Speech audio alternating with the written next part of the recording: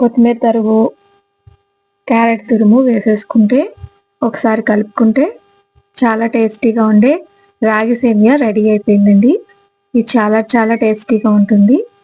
రాగితో varieties మనం పిల్లలకి ఇస్తూ ఉంటే ఐరన్ అనేది సమృద్ధిగా అందుతుందండి.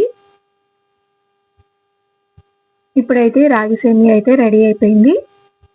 ఇప్పుడైతే ఒక ప్లేట్లోకి తీసేసుకుందామండి. ఎంతో టేస్టీగా ఉండే రాగి సేమియా అయితే రెడీ అయిపోయిందండి. మీరు కూడా ఒకసారి ట్రై చేయండి. ఇదేనండి ఈరోజు వీడియో. వీడియో నచ్చితే లైక్ చేయండి, షేర్ చేయండి. మరిన్ని వీడియోస్ కోసం నా ఛానల్ని సబ్స్క్రైబ్ చేసుకోండి. థ్యాంక్ యూ అండి. Thank you for watching.